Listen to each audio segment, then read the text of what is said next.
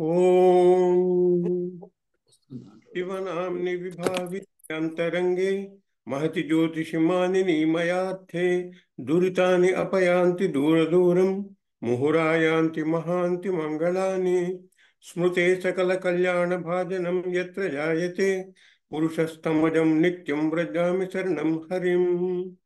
हरिः ओम्। शन्नो मित्रस्य वरुणः शं नो भवतु अर्यमा शं न इन्द्रो बृहस्पतिः शं नो विष्णुरुक्रमः। नमो ब्रह्मणे नमस्ते वायो त्वमेव प्रत्यक्षं ब्रह्मासि त्वमेव प्रत्यक्षं ब्रह्म वदिष्यामि ऋतं वदिष्यामि सत्यं वदिष्यामि तन्मामवतु तद्वक्तारमवतु अवतु माम् अवतु वक्तारम्। ओम शांति शांति शांति। सहनाववतु सहनौ भुनक्तु सह वीर्यं करवावहै तेजस्विनावधीतमस्तु मा विद्विषावहै। ओम शांति शांति शांति।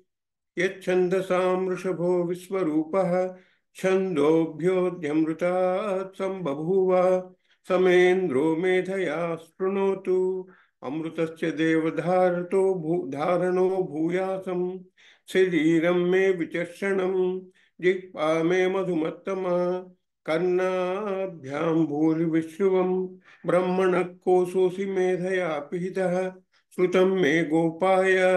ओम शांति शांति शांति। अहं वृक्षस्य रेरिव कीर्तिपृष्ठं गिरेरिव ऊर्ध्वपवित्रो वाजिनीव स्वमृतमस्मि द्रविणगं सुवर्चसं सुमेधा अमृतोक्षितः इति त्रिशङ्कोर्वेदानुवचनम्। ओम शांति शांति शांति। पूर्णमदः पूर्णमिदं पूर्णात् पूर्णमुदच्यते पूर्णस्य पूर्णमादाय पूर्णमेवावशिष्यते। ओम शांति शांति शांति।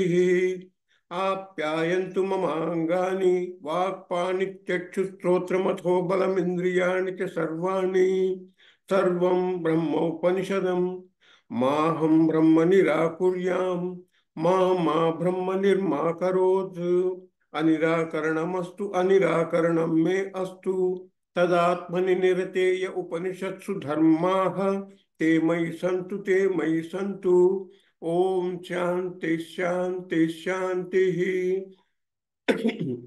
वांग मे मनसि प्रतिष्ठिता मनो मे वाचि प्रतिष्ठितम् आविराविर्मयेधि वेदस्य माणिस्थः श्रुतं मे मा प्रहासीः अनेनाधीतेनाहोरात्रान् संदधामि ऋतं वदिष्यामि सत्यं वदिष्यामि तन्मामवतु तद्वक्तारमवतु अवतु माम् अवतु वक्तारम्।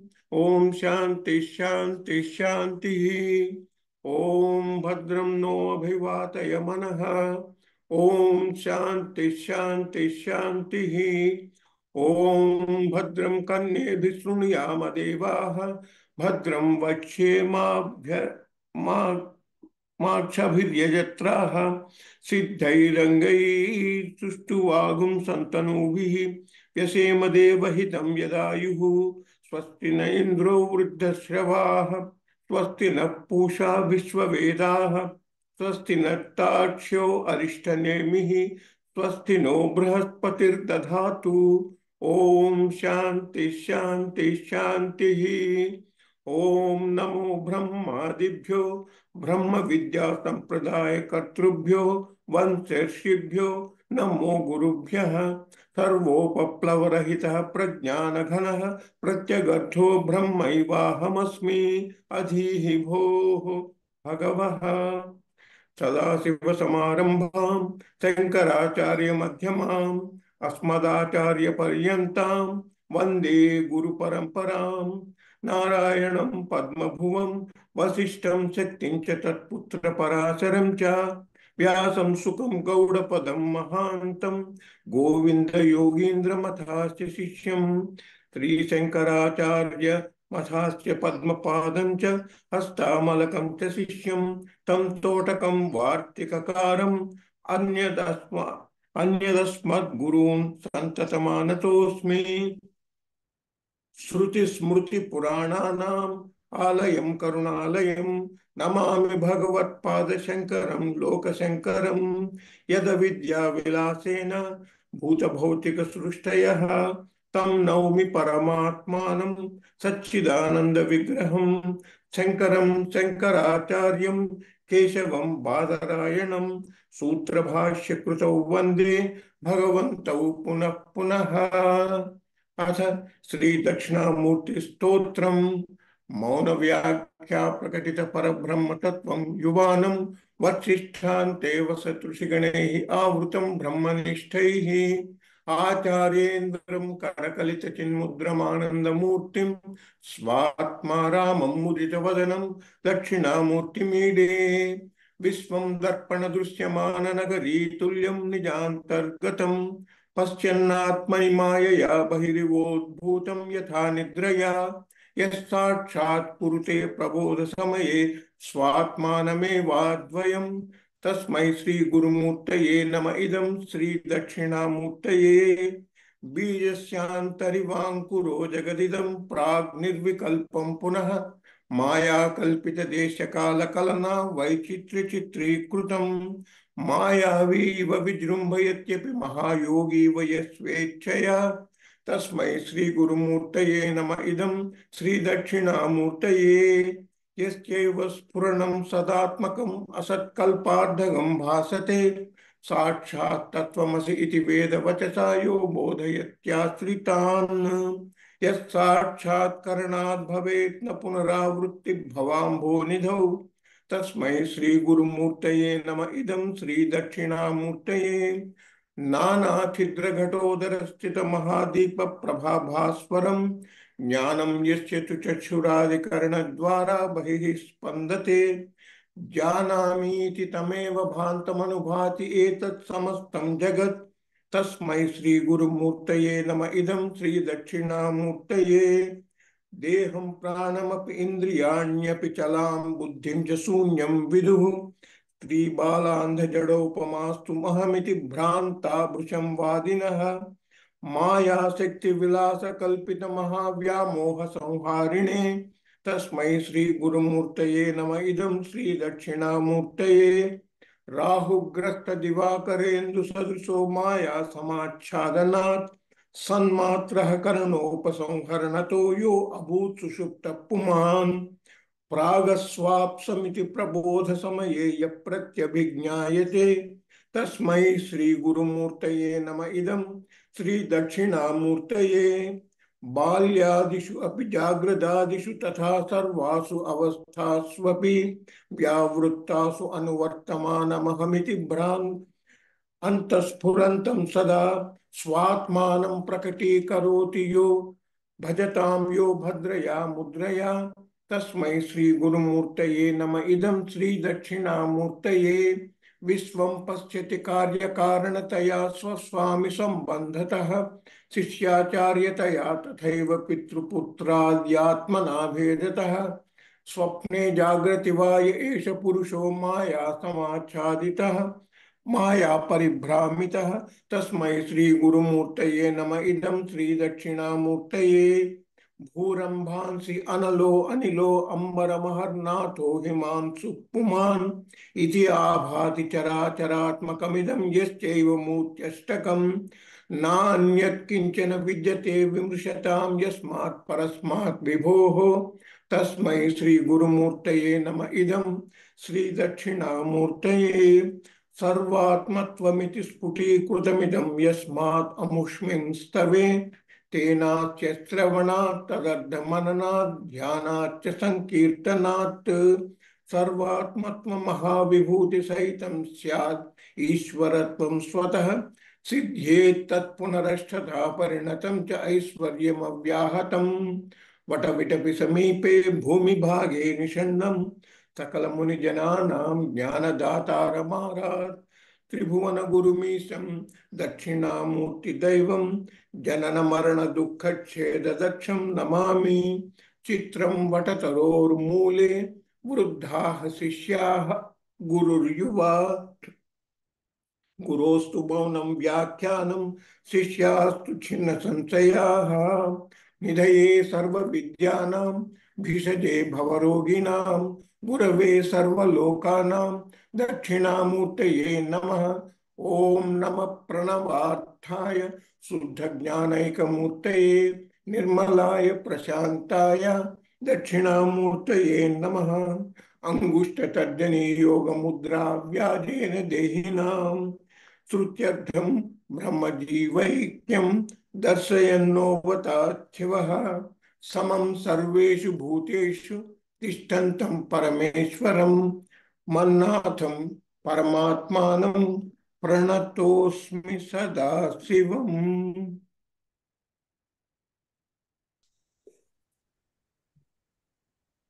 प्रणतोऽस्मि सदाशिवम्।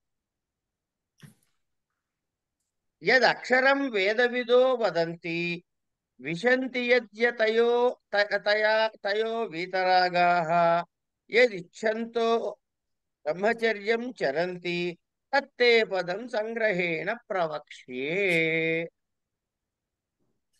यदक्षरं वेदविदो वदन्ति विशन्ति यद्यतयो वीतरागाः यदिच्छन्तो ब्रह्मचर्यं चरन्ति తత్తే పదం సంగ్రహేణ ప్రవక్ష్యే.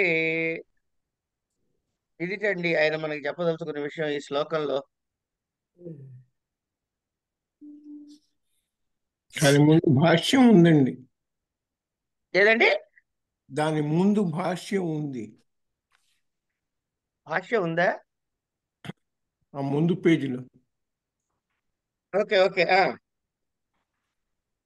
యోగ మార్గానుగమనేనైవ బ్రహ్మ విద్యామంతరేణాపి బ్రహ్మ ప్రాప్యతే ఇత్యేవం ప్రాప్తే ఇదముచ్యతే. పునరపి వక్ష్యమాణోపాయేన ప్రతి ప్రతిపిత్సితస్య బ్రహ్మణః వేదవిద్వదనాది విశేషేణ విశేష్యస్య అభిధానం కరోతి భగవాన్. యదక్షరం వేదవిదో వదంతి విశంతి యజత్యో వితరాగాః యదిచ్ఛంతో బ్రహ్మచర్యం చరంతి తత్తే పదం సంగ్రహేణ ప్రవక్ష్యే.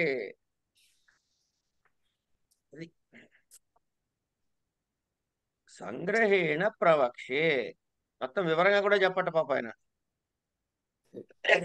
యదక్షరం ఏదైతే నశింపదానిగా, అక్షరం అంటే క్షరము కానిది కాబట్టి, యదక్షరం ఏదైతే నశింపనిదిగా ఉందో, వేద విధ వేదము యొక్క సమ్యక్ జ్ఞానము కలిగిన వారు వదంతి చెప్తున్నారు. ఏదో ఆ పదార్థం ఏమిటో మనం చెప్పలే ఇంకా. యత్ ఏ బ్రహ్మ పదార్థమునైతే ఏం చెప్తున్నారు? వదంతి చెప్తున్నారు. ముందు అంటున్నారు ఇది బ్రహ్మ పదార్థము అంటున్నారు. విశంతి పొందుతున్నారు అంటే ముందు తెలుస్తుంది, తర్వాత దాన్ని పొందుతున్నారు. యత్ ఏ బ్రహ్మ పదార్థము యతయ అంటే సన్యాసులు, యతులు, యోగులు, వీతరాగా ఎందుకు? వీళ్ళకి ఏమన్నా సమ్యక్ దర్శనం కలిగింది కాబట్టి వీళ్ళకి ఇటు వీతరాగా రాగద్వేషాలకు అతీతులైనటువంటి వారు. ఏ బ్రహ్మమునైతే విశంతి ప్రవేశిస్తున్నారో, ఏ బ్రహ్మమునైతే తెలుసుకోవడానికి ఇచ్చపడుతున్నారో, ఎందుకు? ఇచ్ఛంతః యదిచ్ఛంతో యదిచ్ఛంతః బ్రహ్మచర్యం చరంతి, బ్రహ్మచర్యమును చేస్తున్నారు. తత్ తే అలాంటిది నీ కోసము, తత్ పదం అలాంటి ఆ పదము గురించి, ఆ స్థితి గురించి సంగ్రహేణ ప్రవక్ష్యే చాలా సంక్షిప్తంగా చెబుతానయ్యా నీకు. డీటెయిల్ గా కాదు ఈ క్లాసు, నీకు ఓన్లీ చెబుతా. ఏమిట? బ్రహ్మ విద్యని విడిచి యోగ మార్గానుగమనేనైవ బ్రహ్మ విద్యామంతరేణాపి బ్రహ్మ ప్యాప్యత ఇత్యేవం ప్రాప్త ఇదముచ్యతే నరపి వక్ష్యమాణే ఉపాయేన ప్రతి పిపిత్సతస్య బ్రహ్మణో వేదవిద్వదనాది విశేషణ విశేషస్య అవిధానం కరోతి భగవాన్.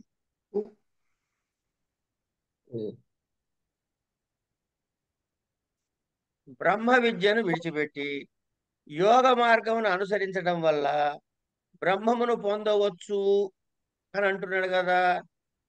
అంటే అలా కాదయ్యా అని శ్రీకృష్ణుడు వేద విద్వన్ల వాళ్ళకి విశేషణ విశేషములైన బ్రహ్మమునకు దాని పేరు అభిధానము అంటే పేరు అంటే శబ్దము చెప్తున్నాడు. ఏమిటా అంటే వేదార్థము తెలిసిన వారు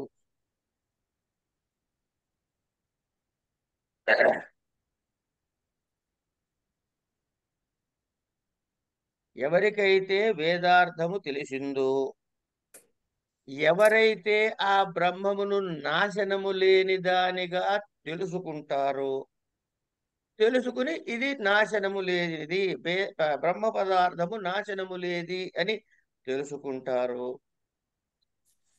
అది ప్రత్యక్ బ్రహ్మ శబ్దమునకు అవిషయము కదా. అంటే ప్రత్యక్ బ్రహ్మ అంటే ఏమిటి? వేదములో చెప్పిన బ్రహ్మ పదార్థము, ప్రత్యక్ బ్రహ్మ అంటే జీవుడిలో ఉన్న బ్రహ్మ పదార్థము అని. దీనికి అవిషయము అంటే అది ఇది ఒకటి కాదు కదా అని అంటున్నాడు. అట్టి బ్రహ్మానికి వేదార్థమును కూడా తెలిసిన వారు ఎలా చెబుతారు అని ఒక ప్రశ్న వేస్తే, బ్రహ్మమునకు గల శబ్ద విషయత్వమును, బ్రహ్మమునకు శబ్ద అవిషయత్వమును అంటే బ్రహ్మమును గురించి ఇలా ఉందని వాక్కుతో గాని ఇలా ఉందని మనసుతో గాని చెప్పడానికి ఊహించడానికి లేదుగా. కనుక ఆ శబ్దముతో చెప్పలేనటువంటి విషయాన్ని ఈ వేదార్థజ్ఞులు ఏం చేస్తున్నారు అంటే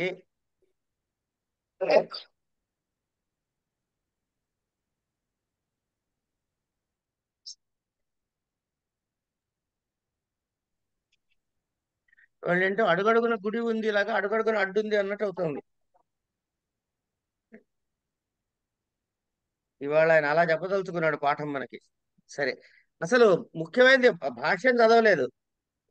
యదక్షరం వేద విదో వదంతికి యత్ అక్షరం న క్షరతి ఇది అక్షరం అవినాశి వేద విద వేదార్థజ్ఞా వదంతి తద్వా ఏతదక్షరం గార్గి బ్రాహ్మణ అభివదంతి ఇది శృతే సర్వ విశేష నివర్తకత్వేన అభివదంతి అస్థూలం నణుః ఇత్యాది కించ విశంతి ప్రవిశంతి సమ్యక్ దర్శనం ప్రాప్తో సత్యాం యత్ యతయః యతనశీలాః సన్యాసినః వీతరాగాః విగతః రాగः ఏభ్యః తే వీతరాగः యచ్చ అక్షరం ఇచ్ఛంత జ్ఞాతుం ఇతి వాక్యశేషః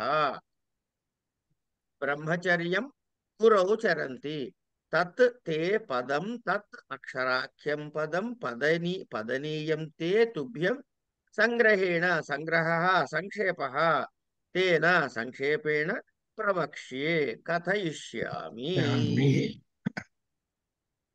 ఇది చదవటం మర్చిపోయాం.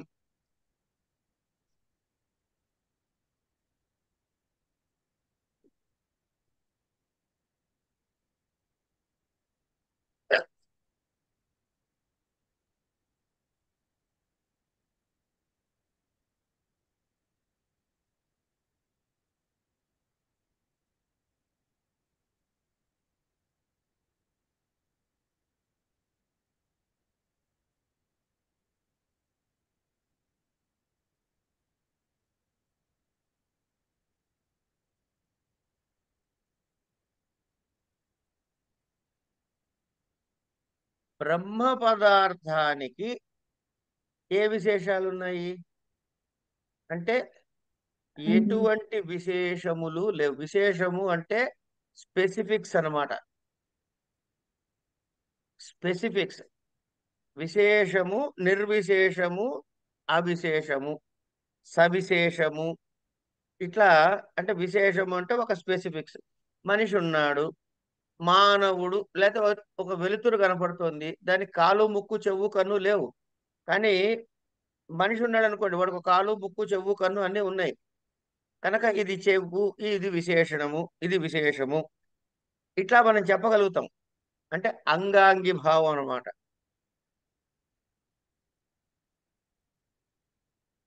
ఎవరు? ఆ కనుక బ్రహ్మమునకు ఏ విశేషాలు లేవు. అదేమిటి? చాలా స్థూలమైందా? కాదు. పోనీ అన్నిటికన్నా సూక్ష్మమైందందామా? కాదు. అంటే అన్ని విశేషములను నిర్ ఆ, లేనటువంటి, ఎటువంటి విశేషము లేనటువంటి బ్రహ్మము అని చెబుతుంది. ఎందుకంటే స్థూలము అని కూడా ఒక విశేషం అవుతుంది. లేదండి అన్నిటికన్నా అణోరణి అని, అన్నిటికన్నా సూక్ష్మమైందండి అందామంటే సూక్ష్మం అనే విశేషం కనపడుతోంది. కనుక అది అస్థూలము అనను. అలాంటి ఎటువంటి విశేషములు లేనటువంటి బ్రహ్మం గురించి చెబుతున్నారు. ఇలా చెప్పబడి ఎవరు చెబుతున్నారు? బ్రాహ్మణులు చెబుతున్నారు, అంటే బ్రహ్మ విధులు చెబుతున్నారు. ఈ చెప్పబడిన బ్రహ్మము ఎందుకుట, ఏమిట అంటే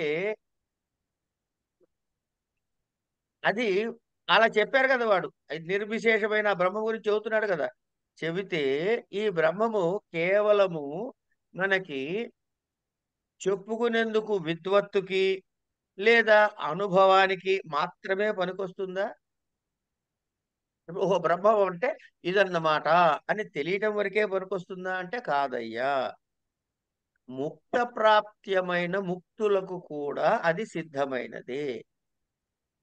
అంటే దీని ద్వారా ముక్తి కూడా లభిస్తుంది అని చెప్పడం కోసం అని దానిని మనకి విశదపరచటానికి ఇక్కడ ఈ శ్లోకంలో ఇలా చెప్తారు. అని విశంతి అని చెప్తున్నాడు. అంటే ఏమిటన్నమాట? సమ్యక్ దర్శనము ప్రాప్తించినటువంటి, ఎవరికైతే సమ్యక్ దర్శనము ప్రాప్తించిందో వారికి, అలాంటి ప్రాప్తించినటువంటి వీతరాగులకి, ముందు సమ్యక్ దర్శనం ప్రాప్తించింది, అది ప్రాప్తించడం వల్ల ఏం జరిగిందయ్యా? వాళ్ళు వీతరాగులయ్యారు. ప్రయత్నశీలురైనటువంటి ఆ సన్యాసులు ఏ బ్రహ్మమును పొందుతున్నారో, అంటే సాధన విశేషణము చేత ఏ బ్రహ్మమును పొందుతున్నారో అది అది పొందటానికి, ఆ జ్ఞానం కలగటానికి బ్రహ్మచర్య విధానంతో గురువు దగ్గర కూర్చుని బ్రహ్మము అనేది తెలుసుకో తగ్గ విషయముగా. ఇప్పుడు ఏంటి అవుతుంది? బ్రహ్మము భిన్నము, నేను తెలుసుకునే ప్రయత్నంలో ఉన్నాను. కనుక నేను జ్ఞాత, అది జ్ఞేయము, అది తెలియడం అనేది నాకు కలిగే జ్ఞానము. మూడు ఉన్నాయి ఇక్కడ. జ్ఞాత, జ్ఞేయము, జ్ఞానము మూడు ఉన్నాయి. కనుక ఆ జ్ఞానము పొందటం కోసమని, ఆ జ్ఞానార్థము నేను చేసే బ్రహ్మచర్య విధానంతో కూడి బ్రహ్మముని యొక్క జ్ఞేయ వస్తువుగా కనిపించి, ప్రసిద్ధంగా జ్ఞేయ వస్తువుగా తెలుసుకుంటూ యదిచ్ఛంతో బ్రహ్మచర్యం చరతి, అది తెలుసుకునాలనే కోరికతోటి ఈ బ్రహ్మచర్యాన్ని ఎవరైతే చరిస్తున్నారో, బ్రహ్మమునందే రమించే ప్రయత్నం చేస్తున్నారో, ఏ బ్రహ్మమును తెలుసుకోవడానికి కోరిక కలిగిన వాళ్ళే గురు సన్నిధి ఉన్నారో, ఇదంతా దేనికండి అంటే బ్రహ్మము యొక్క డెఫినేషన్ చెప్పటానికి. అలాంటి అని ఆపి నాశరహితమైన పరమ పురుష రూపమైన స్థానాన్ని నీకోసం చెబుతానయ్యా. అంటే తత్వపద విచారణ ఇక్కడ నుంచి ప్రారంభం అవుతుంది స్ఫూర్తిగా. ఇక్కడి నుంచి సంక్షేపంగా చెబుతానన్నాడు. తత్వపద విచారణ మన ఇక్కడి నుంచి కనపడుతుంది. ఎలా ఉంది అంటే 12వ శ్లోకం. దాని ముందు భాష్యంలో ఏం చెబుతున్నాడు? సయో సయోహ వైతద్భగవన్మనుష్యేషు ప్రాయణాంతమోంకారమభిధ్యాయీత కథమం వావ ఇది వేదమంత్రం చెప్తూ యత్ ఓంకారః ఇత్యుపక్రమ్య యః పునరేతం త్రిమాత్రేణోమిచ్యేతే నైవాక్షరేణ పరం పురుషమభిధ్యాయీత ఇత్యాది సామభిరున్నీయతే బ్రహ్మలోకం ఇతి ఇత్యాదినా వచనేన అన్యత్ర ధర్మాద్యన్యత్రాధర్మాత్ ఇతి చ ఉపక్రమ్య సర్వే వేదా యత్ పదమామనంతి తపాంసి సర్వాణి చ యద్వదంతి యదిచ్ఛంతో బ్రహ్మచర్యం చరంతి తత్తే పదం సంగ్రహేణ బ్రవీమ్యోమిత్యేతత్ ఓం ఇత్యేతత్ ఇత్యాదిభిశ్చ వచనైః పరస్య బ్రహ్మణః వాచకరూపేణ ప్రతిమావత్ ప్రతీకరూపేణ వా పరబ్రహ్మ ప్రతిపత్తి సాధనత్వేన మంద మధ్యమ బుద్ధీనాం వివక్షితస్య ఓంకారస్య ఉపాసనం కాలాంతరే ముక్తిఫలం ఉక్తం యత్ తదేవ ఇహాపి కవిం పురాణమనుశాసితారం ఇతి యదక్షరం వేదవిదో వదంతి ఇతి చ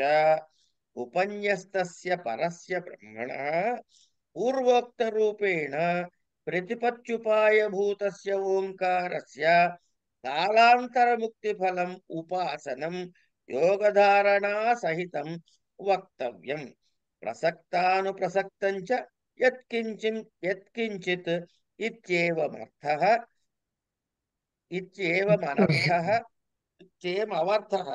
ఉత్తరః గ్రంథః ఆరభ్యతే సర్వద్వారాణి సంయమ్య మనోబుద్ధి హృది నిరుధ్య చ మూర్ధ్యాధ్యాయాత్మనః ప్రాణమాస్థితో యోగధారణ.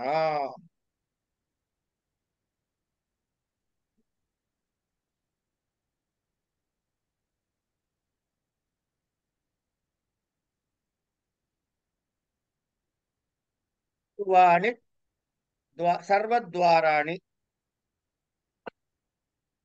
సర్వాణి చ తాని ద్వారాణి చ సర్వద్వారాణి ఉపలబ్ధౌ తాని సర్వాణి సంయమ్య సంయమనం కృత్వా మనః హృది పుండరీకే నిరుధ్య నిరోధం కృత్వా నిష్ప్రచారం ఆపాద్య తత్ర వశీకృతేన మనసా హృదయాత్ ఊర్ధ్వగామిన్యా నాద్యా ఊర్ధ్వం ఆరుహ్య మూర్ధని ఆదాయ ఆత్మనః ప్రాణం స్థితః ప్రవృత్తః యోగధారణాం ధారయితుం.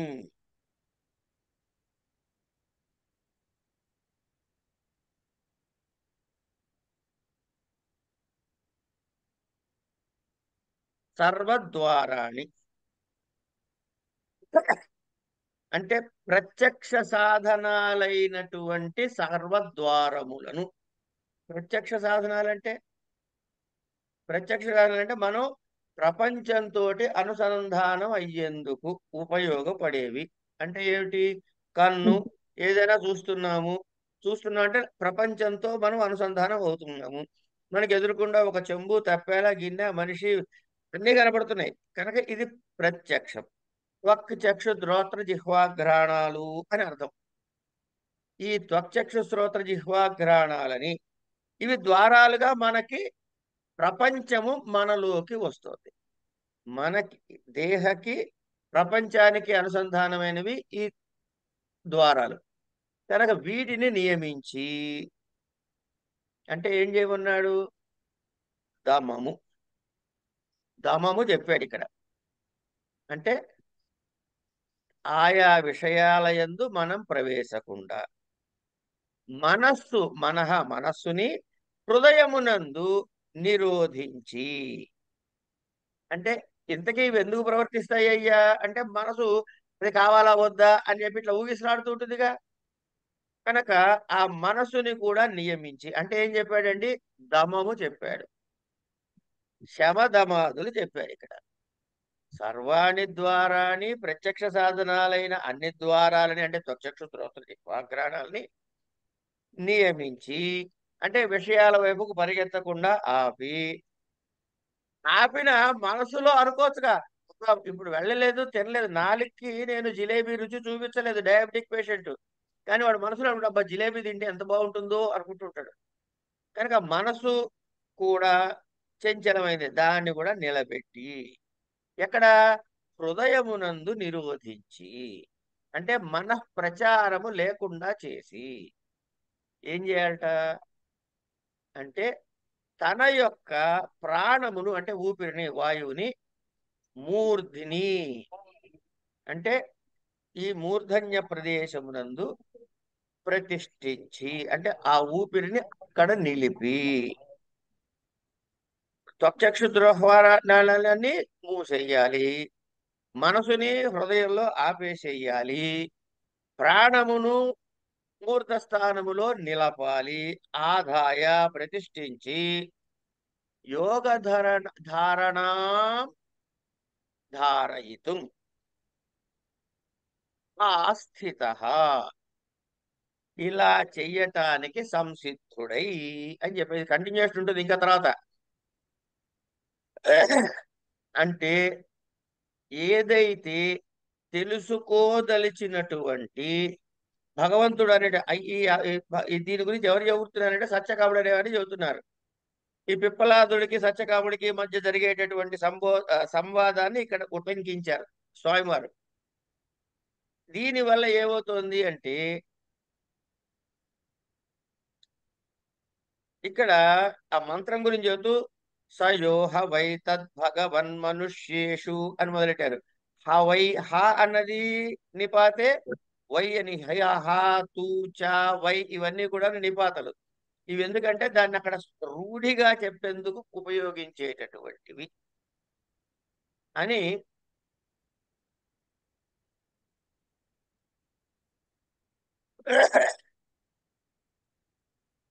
ఈ సర్వ వేద సారభూతమైన ఓంకారాన్ని ముఖ్యంగా ధ్యానించాలిట. ఎట్లా? ఆప్రాయణాత్ అనే న్యాయం చేత నీకు ఆయుష్ ఎంతకాలం ఉందో అంతకాలము కూడా మనము ధ్యానం చెయ్యాలి. ఏమైంది?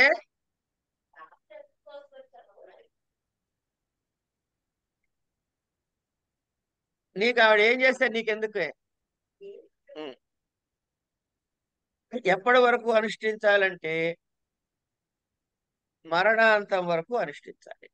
ఇలా అనుష్ఠానం చేసేవాడికి ఏమిటవుతుంది అంటే ఈ చేసేవాడు జయించదగ్గ లోకాలు అనేకములున్నాయి అని అనుకుంటున్నా, మన తత్వము మాత్రము ఓంకారమునందు మాత్రమే, ఆ పరాత్పర బ్రహ్మ పదార్థమునందు మాత్రమే, దాని యందు మాత్రమే నిలిపి నిలిచి ఉంచితే, అలా ధ్యానము చేస్తే వాడికి ఆ శబ్ద రూపంలో ఓంకారం ఏదైతే ఉందో ఆ పరబ్రహ్మాన్ని పొందుతాడు.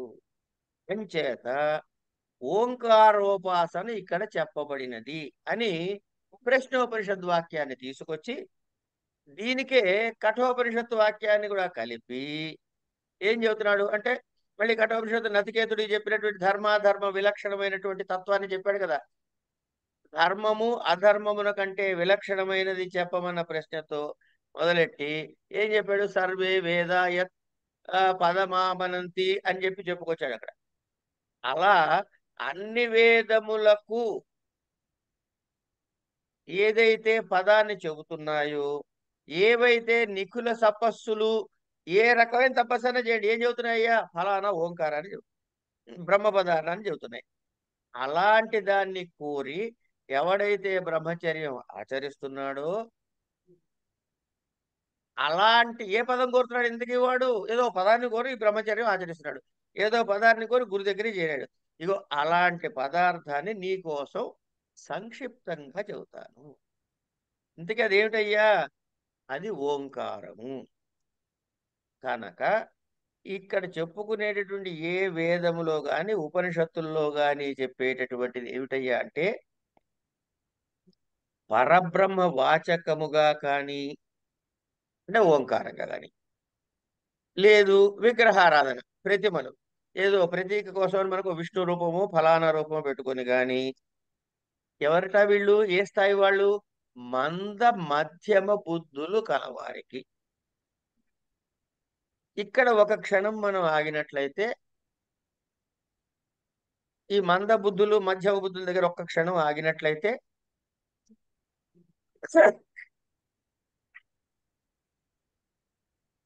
ఏం చెప్పాడు శమధమాదులు చెప్పారు అంటే ఇక్కడ జరుగుతున్నది ఏంటి యోగ సాధన గురించి యోగ దర్శనంలో చెప్పినటువంటి స్థితులలో మోక్ష స్థితికి ముందు ఉన్నటువంటి దాని పేరు ఏది ఉమ్,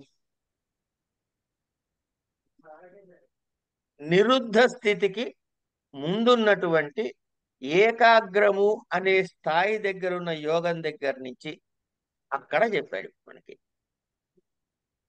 ఇది అంటే యోగ సాధనలో వాడు ఏ స్థాయికి రావాలయ్యా అంటే కేవలము సత్వగుణ ప్రధానమైనటువంటి మిగతా గుణములు లయమైపోయినటువంటి తమోగుణ రజోగుణములు లయమైపోయి కేవల సత్వగుణ ప్రధానముగా ఏకాగ్రము అనే స్థితిలో ఏకాగ్రం తర్వాత నిరుద్ధం ఏకాగ్రము అనేటటువంటి స్థితిలో ఎలా ఉపాసన చేస్తాడు అంటే శబ్దం మీద చెయ్యొచ్చు లేదా ఏదైనా ఒక పంచభూతాత్మకంగా చేయొచ్చు లేకపోతే ఒక రూపాన్ని ప్రతీకగా తీసుకుని చేయొచ్చు లేదా తన మీద తానే చెయ్యొచ్చు ఇది అక్కడ మనకి యోగ సాధనలో చెప్పే విషయం కనుక అలాంటి స్థితిని ఇక్కడ రెఫర్ చేస్తున్నారు వీళ్ళు ఏ స్థాయిలో ఉంటారట ఈ కానీ మంద మధ్యమ బుద్ధులు ఎక్కడి దాకా వస్తారా అంటే పరబ్రహ్మ జ్ఞానమునకు సాధనముగా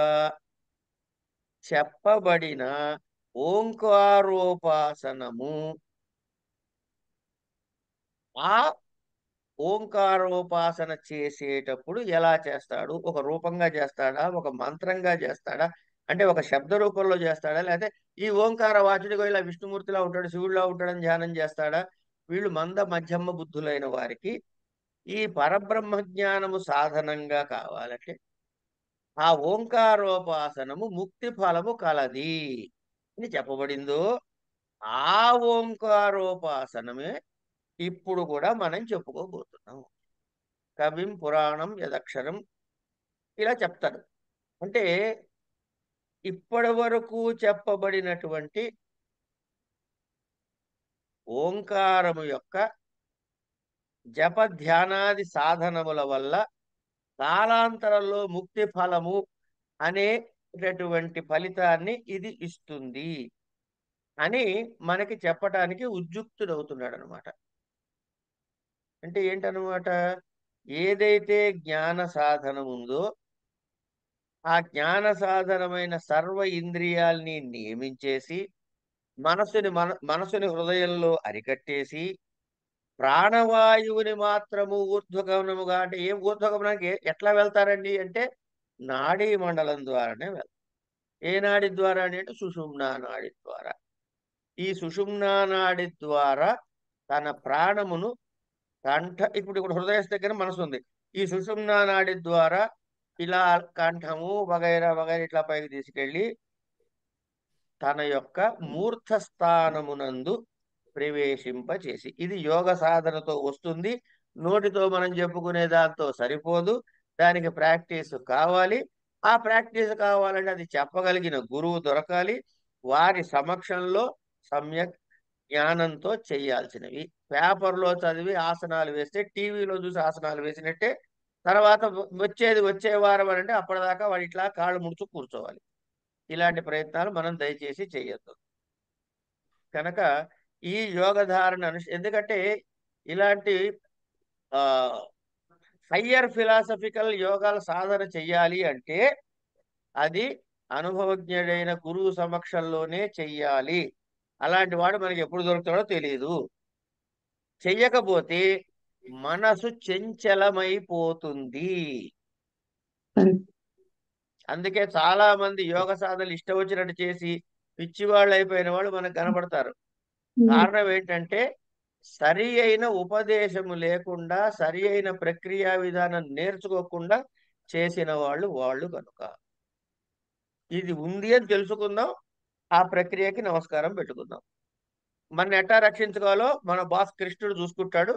మనకి మోక్షం ఇవ్వాలా వద్దా, ఇస్తే ఎప్పుడు ఇవ్వాలి, ఎలా ఇవ్వాలి, ఎంత కిలోలు ఇవ్వాలి అని వాడు చూసుకుంటాడు. మనం తెలుసుకుని ఊరుకుందాం. ఇంకొక అలాంటి స్థాపించి ఆ యోగ ధారణమును అధిష్ఠించిన బ్రహ్మమును, బ్రహ్మవాచకమైన ఓంకారాన్ని, ఓంకారమునకు అర్థమైనటువంటి నన్ను ఇక్కడ చెబుతున్నాడు. ఈ ఓంకారం ఇక్కడ దాకా ఏం చెప్పాడండి? పరబ్రహ్మతత్వం గురించి చెప్పాడు. ఏమన్నాడు? ఇలా యోగధారణ చేసి బ్రహ్మవాచకమైన ఓంకారాన్ని ఉచ్చరిస్తూ, ఓంకారమునకు అర్థమైనటువంటి ఎవరంటాడు? నన్ను స్మరించుచు పరమగతిని పొందుడు. అంటే నేనే పరబ్రహ్మమును అని చాలా స్పష్టంగా పరమాత్మ ఇక్కడ చెప్పాడు.